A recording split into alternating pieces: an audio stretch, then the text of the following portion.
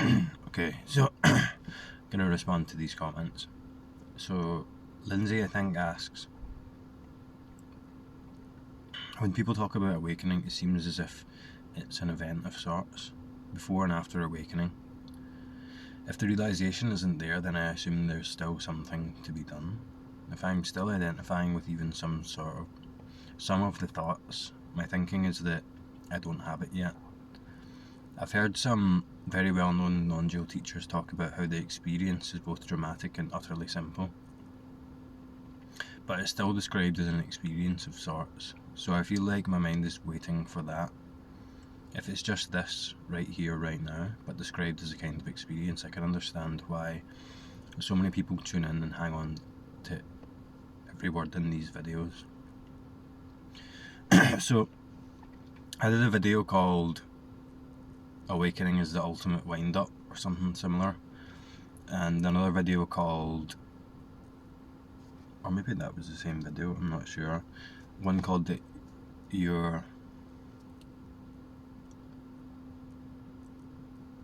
it like your glasses are on your head or something like that? I can't remember now, but those, you could maybe watch those videos. Those videos talk about this, that it's kind of like the ultimate piss take, the awakening thing, because anyway it's framed from the point of view of the me, the thinker, the subject, what I'm talking about isn't going to make sense, because it'll be framed in from a relative position as an event in time, something that happens in a before and after, as an experience. From one point of view, I guess you could say it is, but that's not the whole picture. That's not the truest sense of the realization. The realization is not in time, isn't an experience, and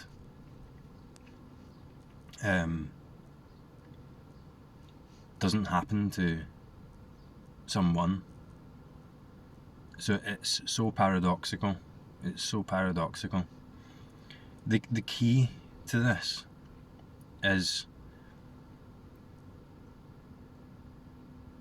so you might listen to descriptions of people talking about awakening as an experience. You know, I've done the same. There's limitations of language there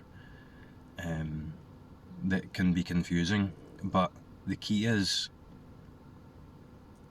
you, the subject, the thinker, the one who is experiencing what feels like you now, the one who's doing the practice, the one who's thinking, who's trying to get this.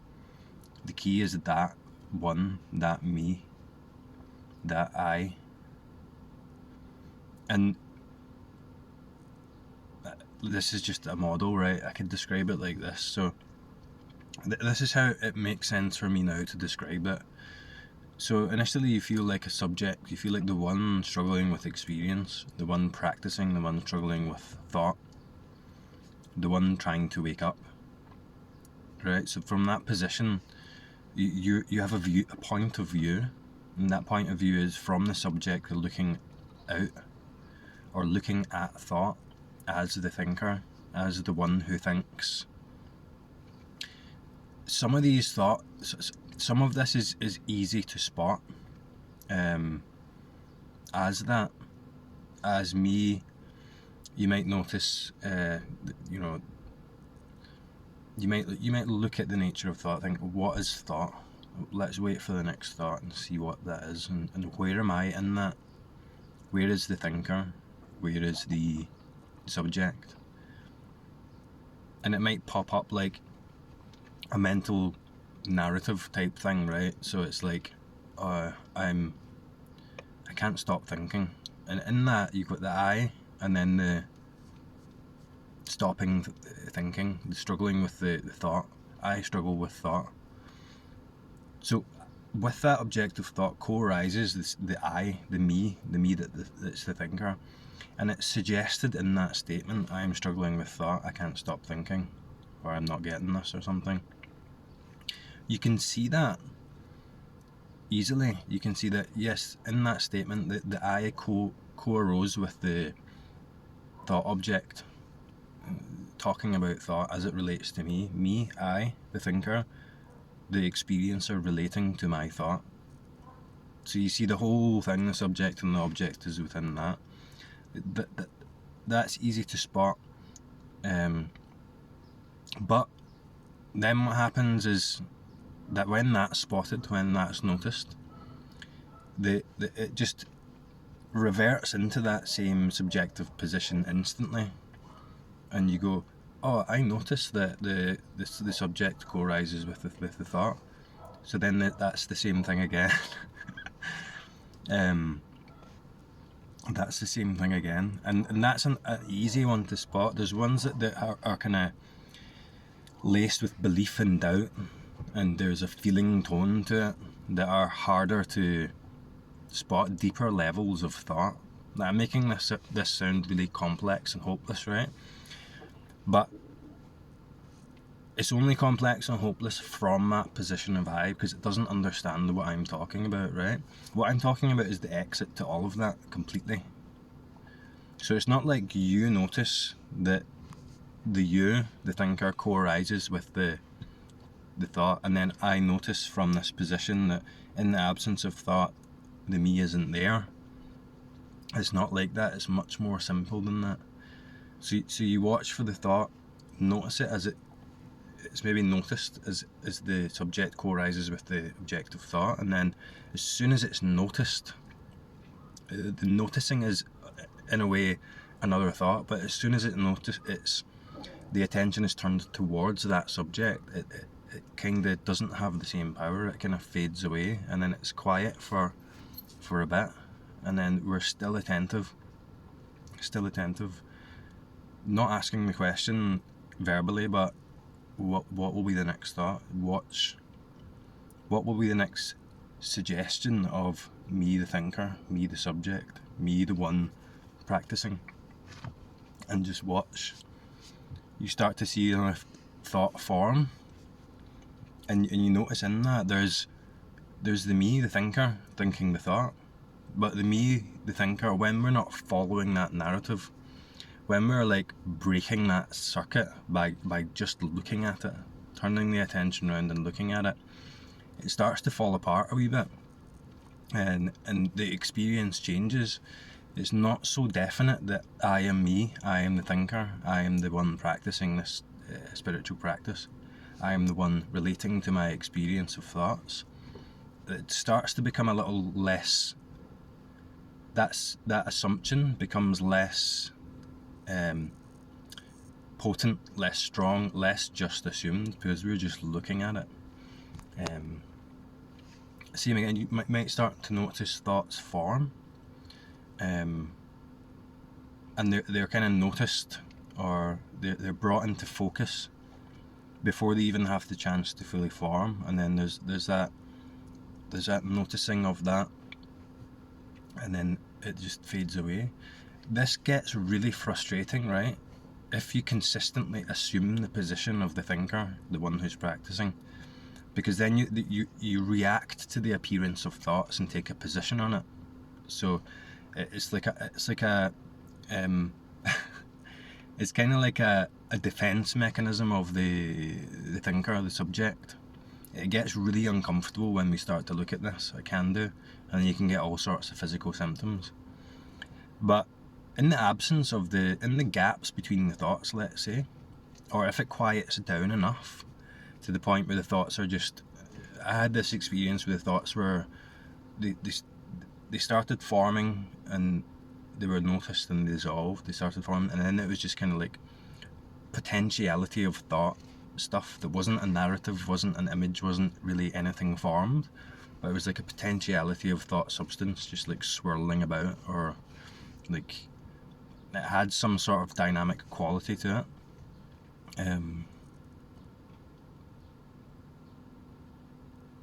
Then there was the feeling tone.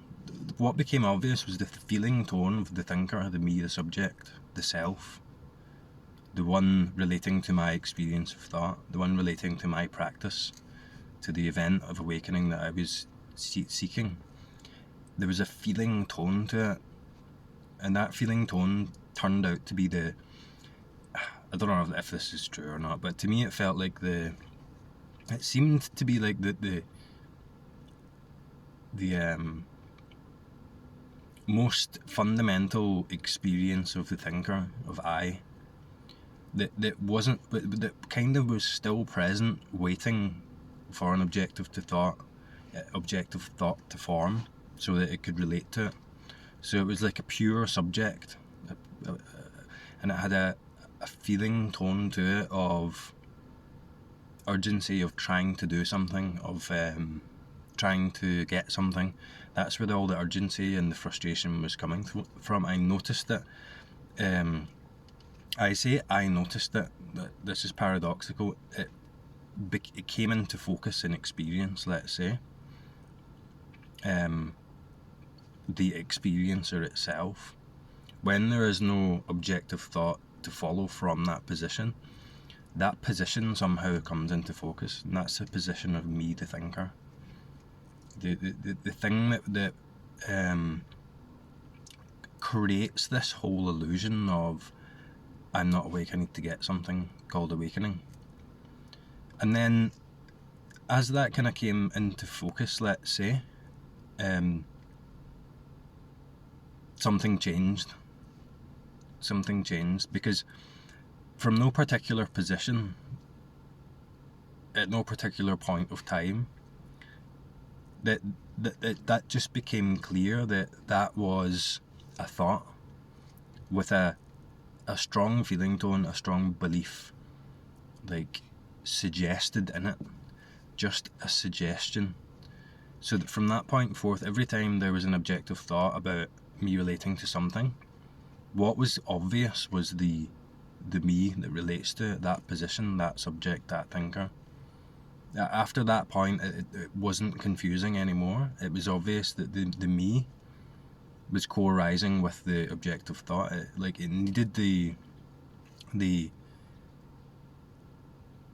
objective thoughts, the reflections of reality to continue to reinforce itself and suggest that illusion that I am the thinker. I actually exist as an independent thinker, separate from my thoughts. The whole illusion came into focus, and it was like, it's all just thought. It's all just thought. There's no solid thinker. There's no real one relating to the thought separate from it. It is a thought itself, and it co-arises with every objective thought, hiding as the subject, you could say, like in the background of the whatever is being thought about, just suggested in the context of that, not actually there. And it started to become clear that there was the absence of that in experience. But what's strange about that, you could say, in the gaps between thoughts, what's strange about that is, without that thing that relates to experience, it's not like I confirm the awakening from a position.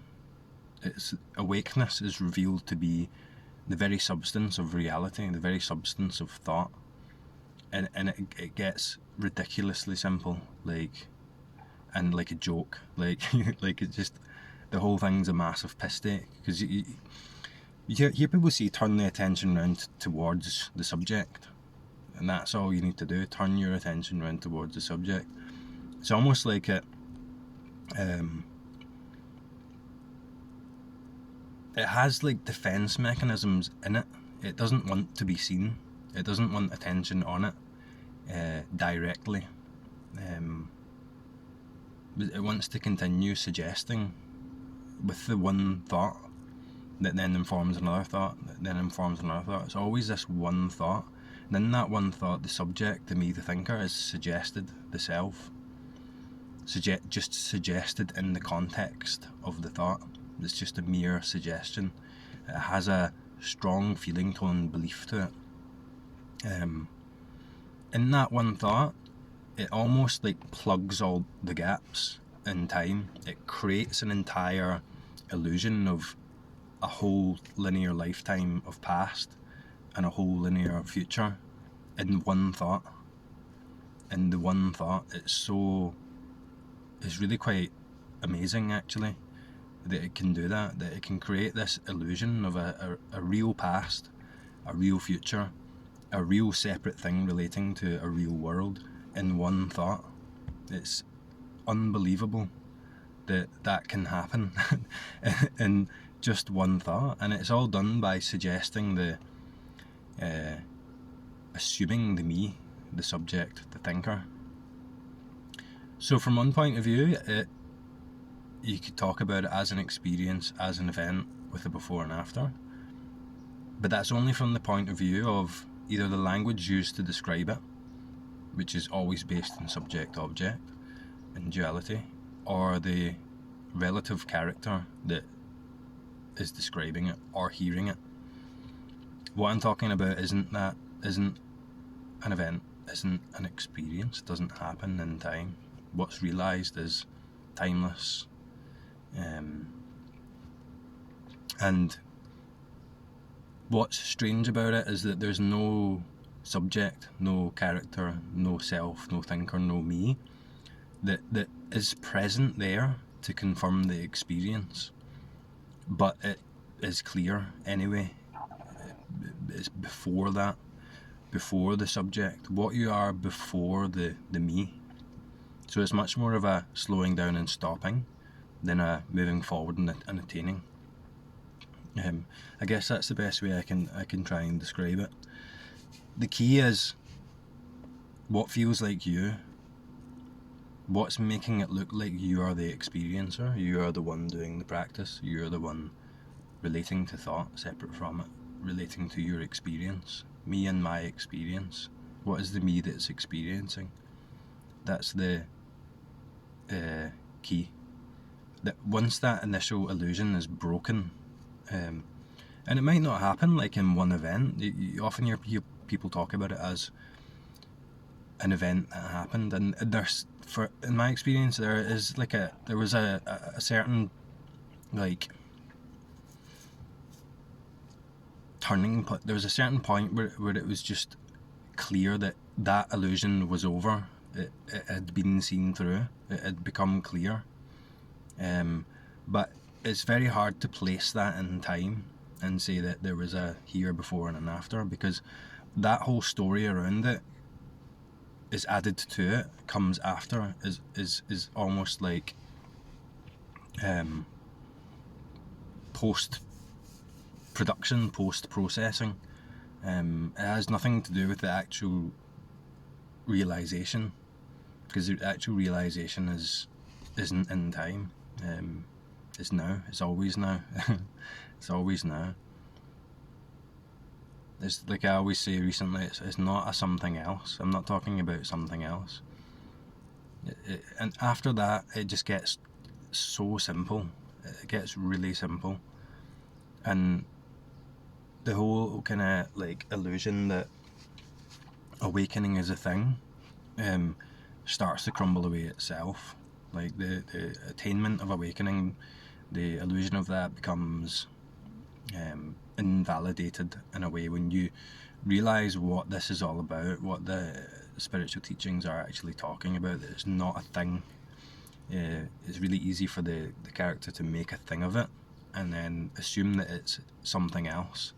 It's not something else. It's what you are anyway before the you. And from that point it gets really simple, but then the real stuff starts, the real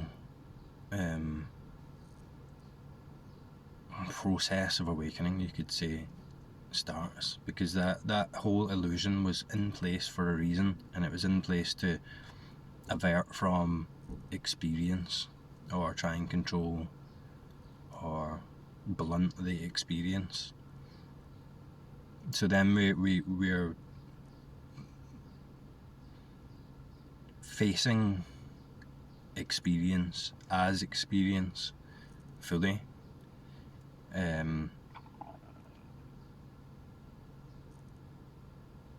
without having to assume that there's something else that's better than this. And it just all becomes about this. So I don't know if that makes sense to you, but I guess that's the best way I could describe it. I've heard that actively seeking this awakening only gets in the way. I can actually completely understand that. There is a fear inside that if I stop seeking, though, I'll continue to suffer. I can feel the non-truth in this thought as I type it.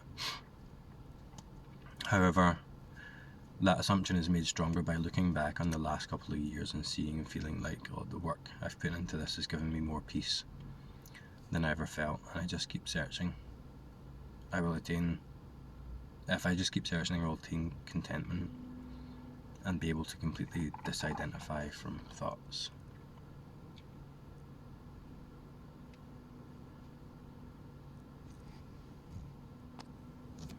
Yeah, I always like to suggest with this kind of thing that if there's something that you enjoy doing, that you can really be present with and fully engaged in, just for the pure enjoyment itself, just for the pure sake of doing it itself, without any agenda or goal about why you're doing it in terms of the future, but like a hobby or something you find enjoyable. So like some people it might be something that's immediately engaging. So I wouldn't suggest like something that's really thought heavy, something maybe physical.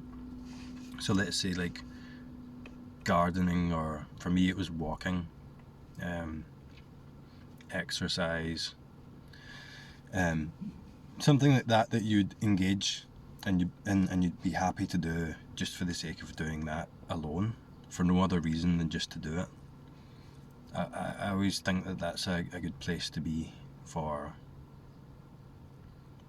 because you're engaged in experience, an immediate experience, and then you can maybe begin some inquiry into why do you find that enjoyable? Like, what is it about this experience that I find enjoyable, and I wouldn't mind doing this for however long, just for the sake of doing it? I think that's kind of the way to go with this, to make it easier, but I could be wrong, I don't know, that's just my experience with it. Because the entire premise of doing something for the purpose of gaining something in the future that's better than this kind of sets itself up for kind of sets you up for not being present, not being engaged in experience. And this whole thing, awakening thing, is all about direct experience, being fully engaged with immediate experience, including thought, emotion, sensation, and so on. So anything that puts you there and takes the focus off of awakening as a thing, I think is a good shout.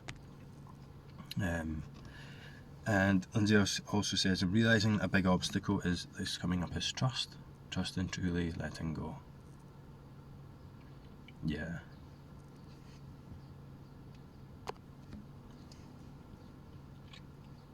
I don't know if I have anything to say about that. That sounds...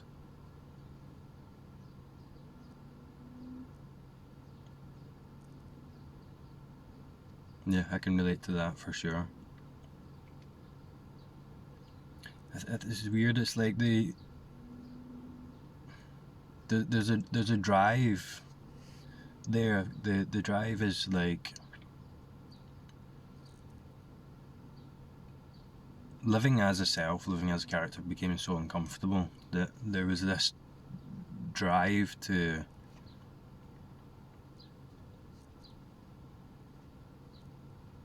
experience life as something beyond that, and there was a deep intuition there that's what needed to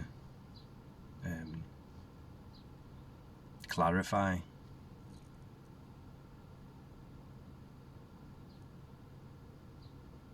But it was also like that wind up I talked about. It's almost like that character that's looking to feel better almost tricks itself into its own dissolution, into its own end. And I can't really say that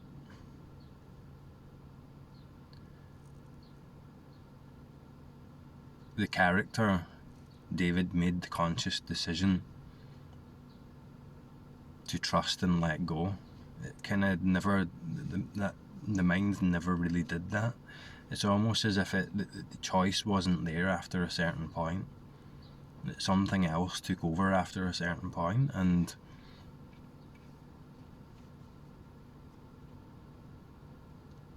yeah, there were even thoughts about, undoing the undoing or unseeing the insight, the awakening, like fully re-engaging with the illusion, because that's what was familiar, but it was clear that wasn't even possible. So for myself, that mistrust continued, and there was I wouldn't say it's like a personal trust, but there was a much deeper, natural, like intuitive something else that was just here, that supported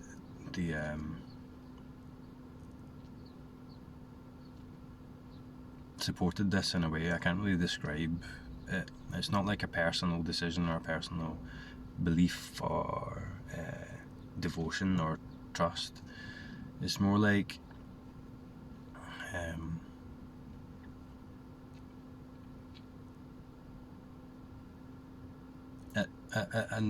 an okayness, like a peace that's there, that makes everything alright, even when this gets scary or difficult.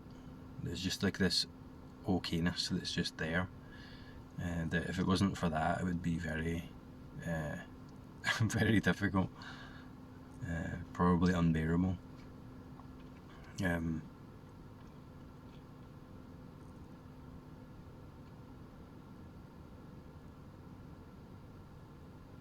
But it all seems to happen the way it happens, and in retrospect, it all kind of works out like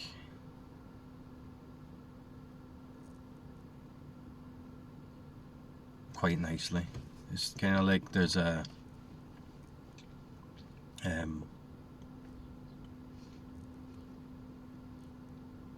greater intelligence there that's maybe below the conscious mind, that just knows intuitively when it's the right time for different parts of that self structure to let go or fall away.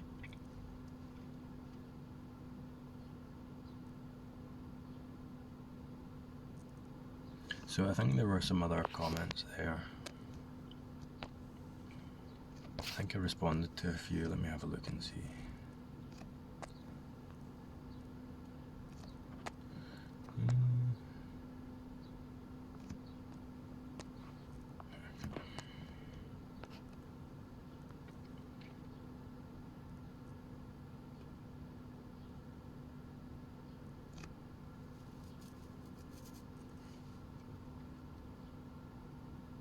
No, I think that'll do it.